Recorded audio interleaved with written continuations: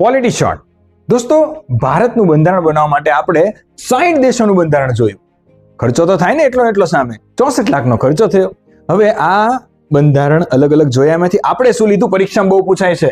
જો સમજાઈ જાય ને કલેજા તો તારા કલેજાને શેર કરી દેજે. અધિકારો, મૂળભૂત અધિકારો. તો અધિકારો 4 અક્ષર, અમેરિકા અ ટીક કરો.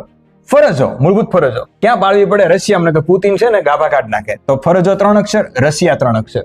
ત્યાર પછી આમુખની ભાષા. અ ઉપરથી અમેરિકા આવે ને અ ઉપરથી ઓસ્ટ્રેલિયા આવે, પણ જો આમુખની ભાષા કીધી છે એટલે અમેરિકા નહીં ઓસ્ટ્રેલિયા યાદ રાખજો.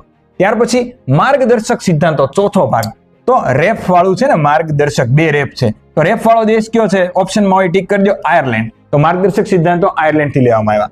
હવે ભારતને સંસદ કોણે આપી? અંગ્રેજોએ આપી. બ્રિટન, સંસદીય પ્રણાલી. કાયદાનું શાસન કોણ લાવ્યું? કાયદા કોણે બનાવ્યા શરૂઆતમાં આઝાદી પહેલા? બ્રિટને બનાવ્યા. તો બંનેમાં બ્રિટન જવાબ આવશે. ત્યાર પછી કાયદા દ્વારા પ્રસ્થાપિત પ્રક્રિયા. જો કાયદાનું શાસન બ્રિટને આપ્યું, પણ પ્રક્રિયા સારામાં સારી કોણ ફોલો કરે છે? જાપાન. એના લોકો સિન્સિયર હોય છે. તો કાયદા દ્વારા પ્રસ્થાપિત પ્રક્રિયા આવે તો જાપાન.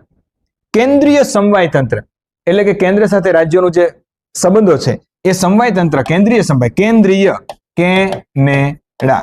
ત્યાર પછી 1935 ના ભારત સરકાર અધિનિયમ કે જેમાં આપણું બંધારણ બન્યું એનો મૂળ સ્ત્રોત કોણ છે? 1935 ભારત સરકાર અધિનિયમ. એમાંથી આપણે લીધું આપણી ન્યાયપાલિકા, રાજ્યપાલની સ્થિતિ, કટોકટી.